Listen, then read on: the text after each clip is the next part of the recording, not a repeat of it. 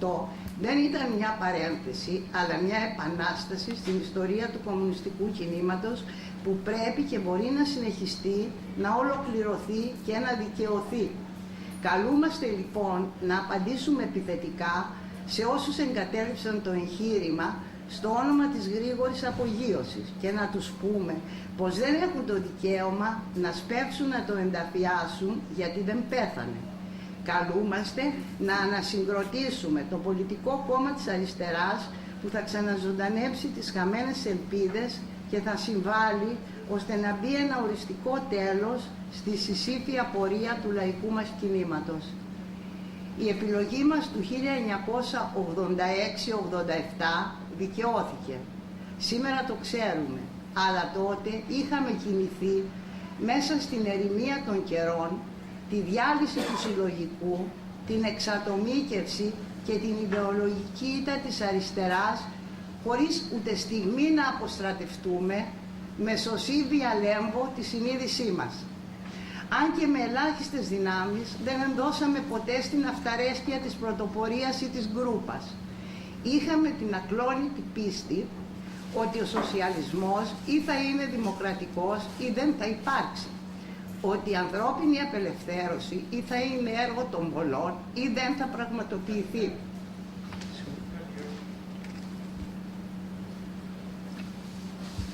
Ότι η αριστερά για να αλλάξει τον κόσμο πρέπει να συναντηθεί με τις λαϊκές τάξεις και να συνδεθεί οργανικά μαζί τους. Ότι το κόμμα πρέπει να είναι μαζικό και ταυτόχρονα βαθιά δημοκρατικό και αντιεραρχικό. Ότι δηλαδή το ΚΑΠΑ σημαίνει κομμουνισμός, αυτό γράφει το πρώτο τεύχος του ΚΑΠΑ που έχω μαζί μου, αλλά ταυτόχρονα κοινωνία, κίνημα, κίνηση ιδεών, κόμμα. Όλα αυτά δηλαδή που έπρεπε να ξαναγεννηθούν και να αναμετρηθούν με το αντίπαλο δέος του κράτους και τα σύγχρονα δεδομένα της κρίσης. Ο σύντροφός μας Γιάννης Μπανιάς πέθανε νωρίς και πικραμένος.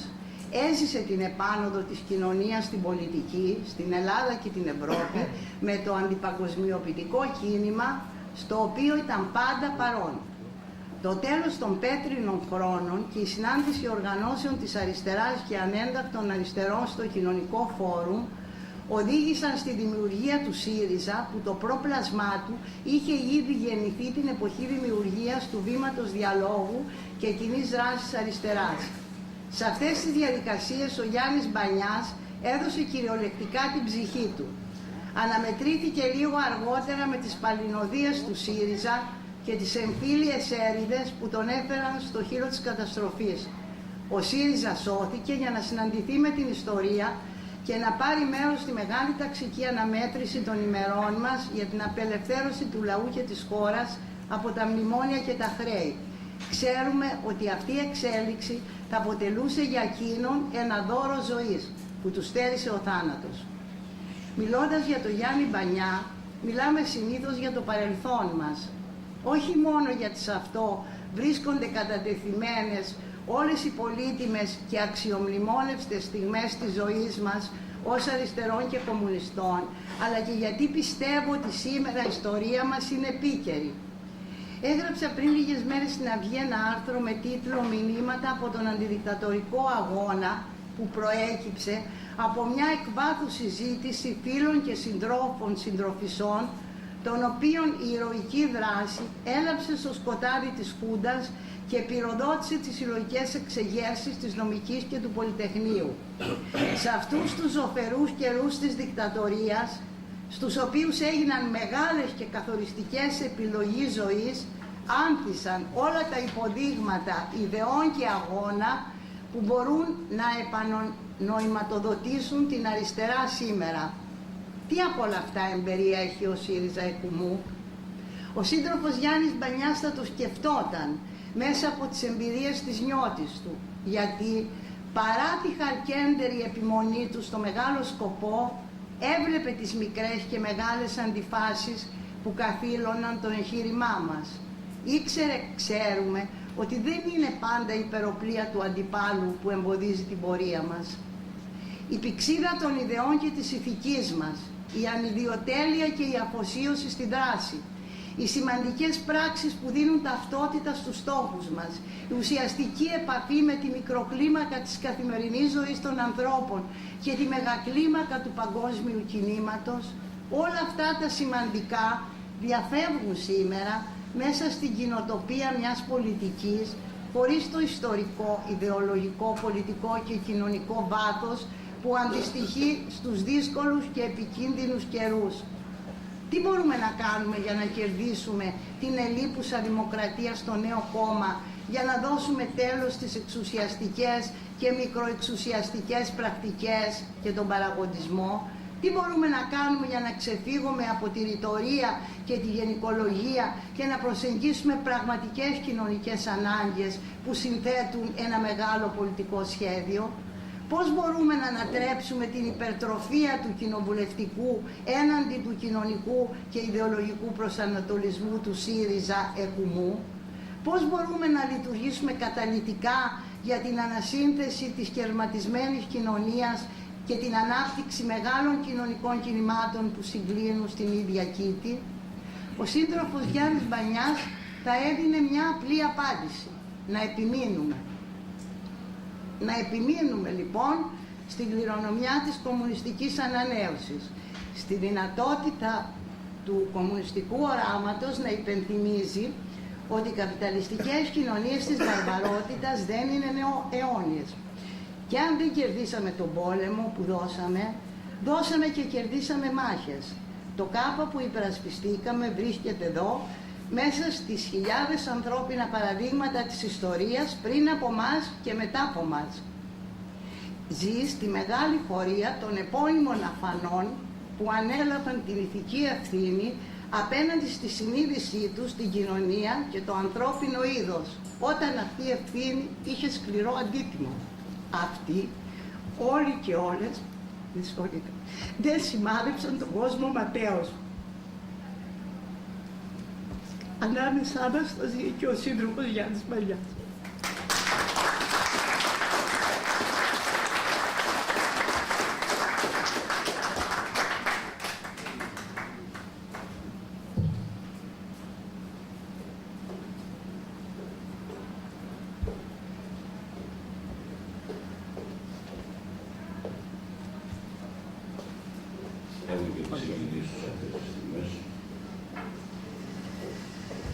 Προχωράμε στη διαδικασία, κυρίες και φίλοι. Όσοι θέλουν να μιλήσουν, να πάρουν το λόγο σιγά σιγά. Ο φίλος και συνάδελφος και φίλος Αντώνης Καρπούζας, πρώην βουλευτής της Νέας Δημοκρατίας, που γνώρισε τον Μπανιά, θέλει να πει κάποια λόγια. Αντώνη, μικρό.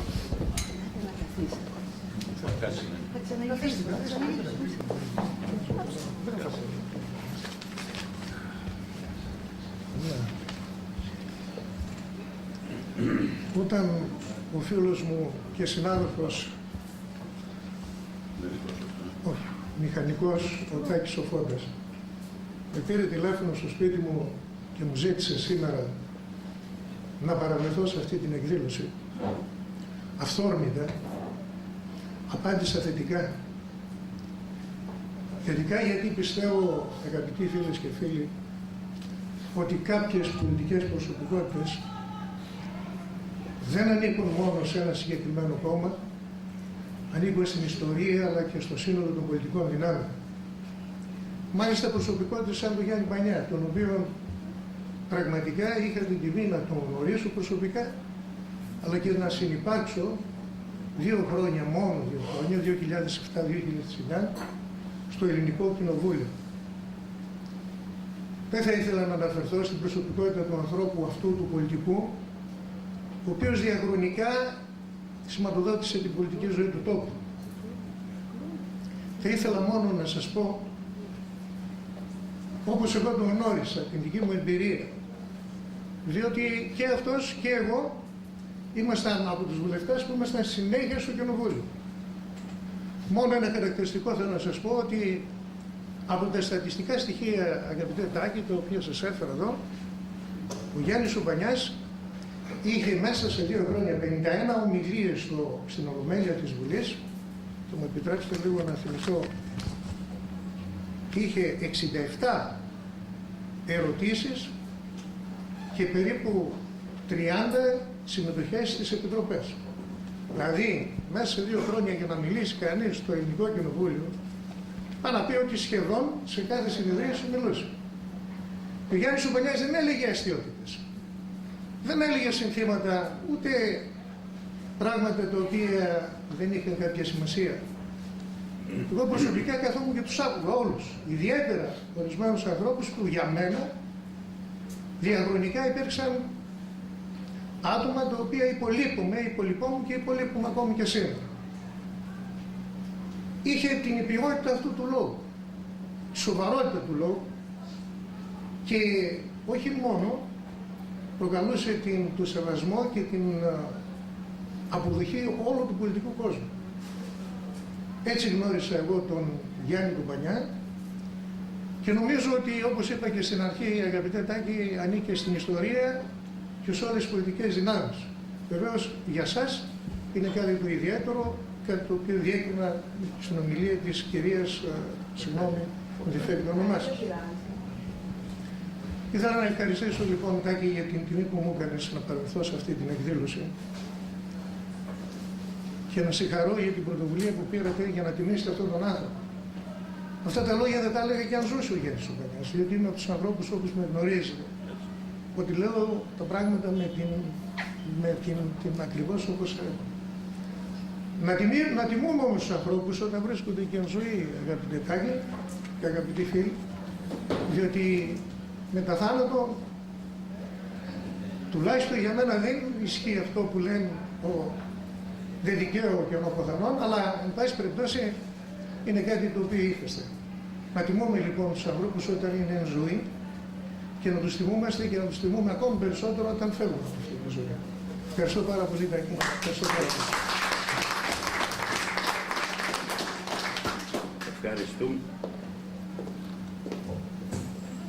Ευχαριστούμε πάρα πολύ τον φίλο Αντώνη Καρπούζα για τα λόγια που είπε. Νομίζω πως η αναγνώριση από άλλους και από αντίπαλους, αλλά όχι εχθρικούς πολιτικούς χώρους, δίνει ακόμα μεγαλύτερη αξία στον άνθρωπο που τιμάμε. Ευχαριστούμε και πάλι. Άλλος, ο Χαρίλαος ο Αρχοντής από τη Λάρισα. Καταρχήν να παίρνω καμεραμάν. Εντάξει. Ή να το παίρνω αυτό το... Έχει το άλλο. Όχι, αυτό θέλει να φέρει για να βγει στο βίντεο. Και θα το παίρνουμε αυτό στο Μαρκούς του χέρι. Να ευχαριστήσουμε τους συντρόφους από το στέγη πολιτών εκ μέρους της Κομμουνιστικής Ανανέωσης για την πρόσκληση στη σημερινή εκδήλωση. Το θεωρούμε ιδιαίτερη τιμή. Να ευχαριστήσουμε και τους συντρόφους της Θεσσαλονίκης για την αντίστοιχη εκδήλωση, γιατί νομίζουμε ότι δεν συζητάμε ή δεν είμαστε άνθρωποι που συζητάμε μόνο εν είδη μνημοσύνη, αλλά είμαστε άνθρωποι της μάχης. Μάχη για τις ιδέες, όπως πολύ σωστά επεσήμενε πριν και η συντρόφισσα η Ελένη Πορτάριου της ΑΚΟΑ για την Επανάσταση που ξεκίνησε το 1968. Έχει σημασία να θυμόμαστε αυτό που είπαμε και πέρυσι στη σχετική ανακοίνωση με τον άγγελμό του θανάτου του τελευταίου γραμματέα του Κομμουνιστικού Κόμματος Ελλάδας Εσωτερικού. Έχει σημασία να το τονίζουμε αυτό, διότι δεν είναι ζητήματα του παρελθόντος, αλλά συντρόφισσες και σύντροφοι του μέλλοντος. Να μην λέμε ωραίες κουβέντες, με τον σύντροφο Γιάννη διαφωνήσαμε. Και διαφωνήσαμε σε στρατηγικά σημεία. Λοιπόν, όσον αφορά ποιο, το είπε άλλωστε και στο βίντεο όλο ο ίδιος ζωντανά, στο πώς ερμηνεύουμε και πώς βλέπουμε το μέτωπο πολιτικών και κοινωνικών δυνάμεων. Και αν θέλετε, μια από τις παρακαταθήκες του ΚΚΕ εσωτερικού και του ΚΚΕ εσωτερικού ανανεωτική αριστερά ήταν ακριβώς αυτή. Το να μπορούμε να συζητάμε, να διαφωνούμε, να χωρίζουμε και να ξανασυναντιόμαστε πιθανά, θα το δείξει και η πορεία, έτσι, μέσα στην ταξική πάλι. Αυτό που, για να μην χρονοτριβώ και πολύ, πρέπει νομίζουμε ότι αξίζει σε αυτή τη φάση που είμαστε, 3 χρόνια μνημονίου, 3 χρόνια κοινοβουλευτικής δικτατορίας και κατοχής της Ευρωπαϊκής Ένωσης, του Διεθνούς Νομισματικού Ταμείου, της τρικομματικής κυβέρνησης, κάποιων παλιών μας συντρόφων μέσα σε αυτούς. Όλα έχουν τη σημασία και καλά το είπε ο Τάκης πριν στην εισήγησή του. Λοιπόν, θα πρέπει να συζητήσουμε πώς συγκροτούμε αυτή την αντίσταση, δηλαδή αυτό το μέτωπο. Πώς επανασυγκροτείται το εργατικό και λαϊκό κίνημα. Πώς επανασυγκροτείται η ίδια η εργατική τάξη και όλα τα σύμμαχα λαϊκά στρώματα, ο εργαζόμενος λαός. Αυτόν πρέπει να οργανώσουμε, σε αυτό θα πρέπει να συμβάλλουμε ο καθένας από όπου και αν βρίσκεται. Με αυτή την έννοια νομίζουμε ότι πρέπει να τιμήσουμε τον σύντροφο, να δούμε πώς θα δημιουργηθεί αυτό το μεγάλο πλειοψηφικό ρεύμα που και το ΚΑΠΑ θα αποκαταστήσει, δηλαδή την κοινωνία, δηλαδή το κόμμα, δηλαδή τον κομμουνισμό ως απελευθερωτική διαδικασία και όχι ως ιδεολόγημα, έτσι ώστε να συμβάλλουμε σήμερα που αυτές οι ιδέες που ο σύντροφος Γιάννης υπηρέτησε σε πολύ δύσκολες στιγμές θα συμβάλλουν στη συνολική κοινωνική απελευθέρωση της ίδιας εργαζόμενης κοινωνίας. Ευχαριστούμε πάρα πολύ για μια ακόμα φορά για την πρόσκληση.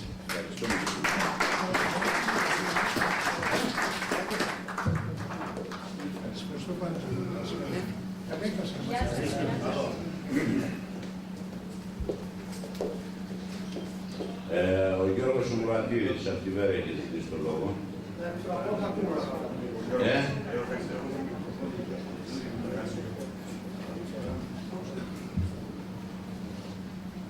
Δεν θα κάτσω στο σεβασμό στο Γιάννη. Δεν ήρθα να πάρω λόγο ούτε να μιλήσω. Ήρθα μόνο αυτό που μας ειδοποιήσει ο Τάκης και πολύ μας συγκίνησε αυτή η προσπάθεια. Αυτή η προσπάθεια του και η πρωτοβουλία εδώ της Κατερίνης στα παιδιά, το Τάκη εκεί. Εγώ τουλάχιστον αισθάνομαι υποχρεωμένος να πω 2 λόγια για τον Γιάννη, γιατί άμα δεν τα πω θα αισθανθώ ένα κενό στη ζωή μου. Καταρχήν, τον Γιάννη μην τον βάζουμε στα στενά πλαίσια τα κομματικά και τα κομμουνιστικά τα δικά μας. Ο Γιάννης, σαν λαϊκός αγωνιστής, αυτό τα έχει ξεπεράσει. Ήταν κομμουνιστής και της ανανοτικής τέλειας του κομμουνισμού. Αυτό όμως για τον Γιάννη τον αδικεύουμε άμα το βάλουμε στα στενά πλαίσια. Ο Γιάννης ήταν ένας αγωνιστής, λαϊκός αγωνιστής. Ούτε πολιτικός με την τρέχουσα έννοια, ούτε τίποτα. Επομένως, να τον βλέπουμε στα πιο πλατιά, γιατί έτσι θα τον δικαιώσουμε ή θα τον τιμήσουμε. Εάν το βάλουμε στα πλαίσια τα δικά μας, τα κομμουνιστικά, εγώ προσωπικά 50 χρόνια σε αυτό το κίνημα, σαν φαντάρος βέβαια πάντα, πολλοί πεθάνανε ηγέτες, γραμματείς, φαρισαίοι, αριστεροί και αριστερεύοντες και δεξιά, όπως σας πες τους. Όμως ήρθα εδώ, αισθάνομαι την ανάγκη για τον Γιάννη. Γιατί, για τον Γιάννη. Θα πει τώρα εσύ τι μετράς και πώς μας τα λες αυτά. Νομίζω ότι έχει τη σημασία του ο Γιάννης σε αυτό την 50χρονη πορεία που τον γνώρισα από τον Νευρά Λαμπράκη τότε που κάνει το συνέδριο, σε μια εμπιστοσύνη. Έλεγε με αυτόν τον άνθρωπο μπορώ να κάνω κάποιον αγώνα. Και έτσι πέθανε. Εγώ τουλάχιστον προσωπικά, όσο τον εμπιστεύομαι, τον Γιάννη, πολλούς γραμματείς και φαρισαίους περάσαν την πλάτη μου ή με πέρασαν εμένα, αλλά σαν τον Γιάννη, η εμπιστοσύνη, αυτό που έλεγε, το έλεγε από την καρδιά του, το πίστευε και συμμετείχε σε διαδικασίες και είχε πρόθεση να βοηθήσει και τον τελευταίο αυτό, δεν το πέρασε σε πολλούς ανθρώπους που έζησαν στα ξενονίσια, εξορίες, φυλακές εδώ και εκεί. Άρα και στο Γιάννη πρέπει να τον βλέπουμε εμείς πρώτα που κάναμε μαζί του πολλά χρόνια, αλλά και γενικά η κοινωνία, τέτοιους ανθρώπους αν είχαμε στην αριστερά και στην κομμουνιστική αριστερά, αλλά και στην ευρύτερη αριστερά, δεν θα είχαμε αυτά, θα πω, τα χάλια, άσχετα αν ψήφισε ο κόσμος του ΣΥΡΙΖΑ, δεν ψήφισε, αλλά δεν κοντεύει κοντά μας. αν είχαμε σαν τον Γιάννη, γιατί ο Γιάννης, να πούμε αλήθεια μεταξύ μας, δεν ξέρω, πολεμήθηκε πιο πολύ από τα μέσα, η πρόθεση του Γιάννη πολεμήθηκε από τα μέσα πιο πολύ παρά από τα έξω. Άραγε καταλήγω και κλείνω. Εάν τον Γιάννη τον είχαμε μπροστά όταν έπρεπε και όταν κάποια στιγμή τον βάλαμε, θα είχαμε σήμερα μια αριστερά που θα έπαιρνε στην κοινωνία και θα της σεβόταν ο τελευταίος δεξιός και ο πιο δεξιότατος. Δυστυχώς, καταλήγοντας, δεν έγινε έτσι, έγινε αλλιώς. Ο Γιάννης πήγε στο περιθώριο για πολλά χρόνια, κάποιοι το στήριξαν, τον πιστεύαμε και τώρα η κοινωνία είναι ακέφαλη και από την αριστερά, κατά τη γνώμη μου, που δεν έπαιρναν έτσι. Λοιπόν, σαν τον Γιάννη, μακάρι να γεννήσει και άλλους ανθρώπους στην κοινωνία για να φάει ο λαός ψωμάκι και να δει μια μέρα σοσιαλισμό. Θέλετε ψωμί να φάει. Φτάσαμε στο σημείο να μην έχουμε ψωμί να φάμε, γιατί ο Γιάννης δυστυχώς δεν αξιοποιήθηκε όσο έπρεπε και από την αριστερά. Ευχαριστούμε τον Γιώργο. Ο Στέλιος Σουλαρίδης, το λόγο.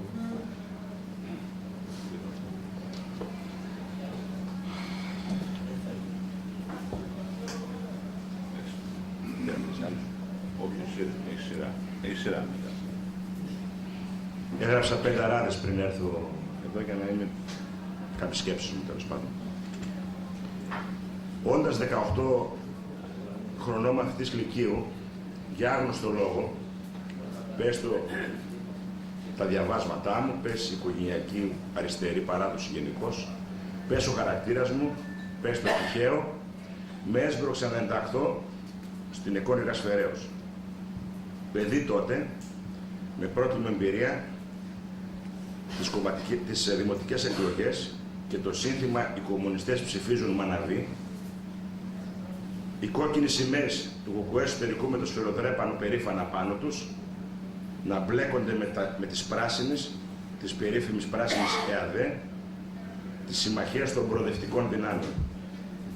Μέλος τοπικής οργάνωσης πόλης, άρχισα να παίρνω σιγά σιγά χαμπάρι πώς παίζεται το παιχνίδι και πώς μπλέκονται τα πράγματα για μένα και πώς ξεμπλέκονται για άλλους. Παιδί λοιπόν το 80, την εποχή της σύγκρουσης των λεγόμενων αναλυτικών, τότε δεν το έλεγαν έτσι, όλοι αναλυτικοί ήμασταν, και όσων έμεναν στη διατήρηση του ΚΑΠΑ στον χώρο της αναλυτικής αριστεράς, θεωρώντας ότι την ώρα της δικαίωσης, μετά την κατάρρευση ή λίγο πριν των χωρών της Ανατολικής Ευρώπης, δεν εισχωρήσει την αριστερά στους τοπικούς στα ελληνικούς εκπροσώπους. Και ο νόνο ήτο. Η εξέλιξη ήταν σκληρή και διαφορετική από ό,τι έλεγε η λογική και η πλειοψηφία των μελών του κόμματος. Η παρουσία σου, Γιάννη, και η ανάδειξή σου σε εκφραστή των ριζοσπαστών αναλυτικών κομμουνιστών του χώρου μας χτύπησε κόκκινο σε όλα τα επίπεδα. Ο λόγος σου απλός, μεστός, σύγχρονος για την εποχή του, χωρίς φανφάρες και μεγαλοστομίες, χωρίς λαϊκισμούς και επίδειξη, με σύνεση και συνέπεια, με ύφος σεμνό και ανατρεπτικό, προβάλλοντας έναν άλλο πολιτισμό, κόντρα στη λογική του πιασάρικου και της λεκτικής εξυπνάδας.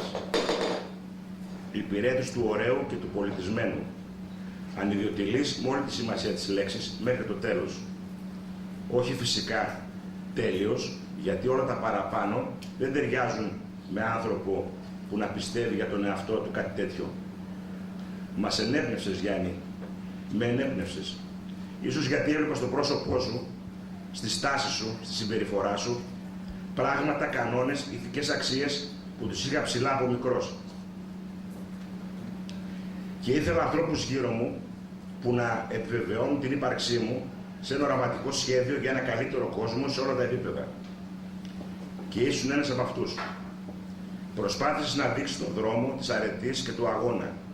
Έμεινες πολλές φορές μόνος. Το πιστεύω αυτό. Δεν το βάζεις κάτω. Γύρω σου πολλοί, κατώτεροι των περιστάσεων, αλλά και άλλοι και άλλες που ήταν όμοιοι σου και σου έδιναν κουράγιο και ελπίδα. Ήσουν από τους πρώτους που έβαλαν, όταν ήσουν γραμματέας του κουκουέ εσωτερικού, πάνω απ' όλα το ήθος και το ύφος στην πολιτική. Δεν μίλησες με εθνικά ακροατήρια, αλλά με τους ανθρώπους γύρω σου σαν ίσως προς ίσο. Αυτό, ξέρεις, Γιάννη, δεν αρέσει στους πολλούς. Θέλουν αρχηγούς να τους καθοδηγούν, να αισθάνονται δυνατοί, ξεπερνώντας φαινομενικά τις αδυναμίες τους, να αισθάνονται σπουδαίοι όταν είναι δίπλα τους, επειδή είναι αρχηγοί και τους ξέρει ο κόσμος. Πολλοί λέγαν ότι δεν είχε στόφα αρχηγού και αυτό για αυτούς ήταν μειονέκτημα. Ήσουν αντισυμβατικός κατά βάθος. Κατά βάθος αντιεξουσιαστής. Δημοκρατικός με τα όλα σου. Δημοκράτης με τα όλα σου. Δεν έκανες λεζάντα. Προσπάθησες για την περίφημη ανασύνθεση της αριστεράς όσο κανείς άλλος. Λίγοι το αναγνώρισαν και πιο πολλοί αφότου έφυγες από κοντά μας. Επιδίωξε συμμαχία ακόμα και με το Κουκουέ, αλλά δυστυχώς ο Κνήτης δεν αλλάζει που λέει και ένας καλός σου φίλος. Έδωσε στη μάχη μαζί με άλλους για το χώρο διαλόγου και κοινής δράσης της αριστεράς. Περπάτησε στα κινήματα κατά της παγκοσμιοποίησης, του κοινωνικού φόρου, μπροστά με το Λάβαρο στην πρώτη γραμμή, έτοιμος για σύγκρουση με το σύστημα και τα τσιράκια του. Προσπάθησε μαζί με άλλους τα μέγιστα για την κοινή δράση της αριστεράς και δειλά για τη συγκρότηση του χώρου της ριζοσπαστικής αριστεράς. Άκουγα ΣΥΡΙΖΑ και βγάζαν σπυράκια κάποιοι όψιμοι Ταλιμπάν υποστηρικτές του.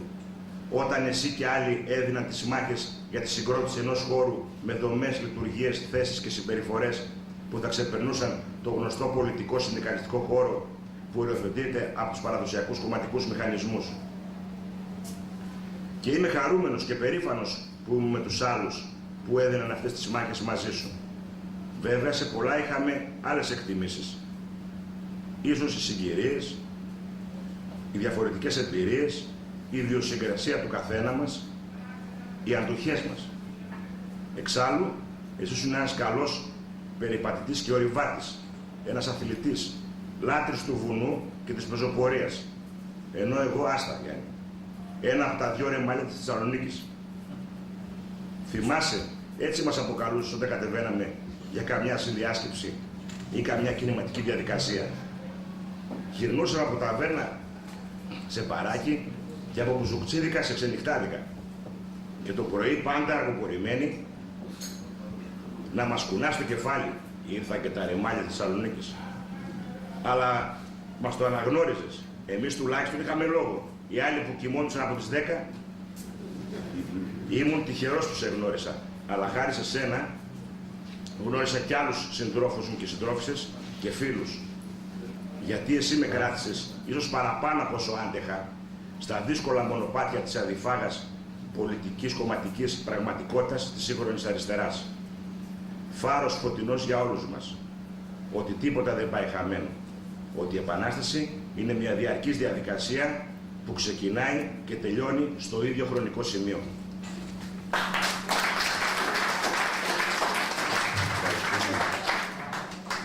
Ευχαριστούμε τον Στέλιο του Λαλίδη. Μία παράληψη στις ανακοινώσεις είναι παρευρίσκεται εδώ και ο Αντώνης ο Μάγιος, Δημοτικός Σύμβουλος του Δήμου Κατερίνης και επικεφαλής της Δημοτικής Κίνησης. Άλλος ή άλλοι.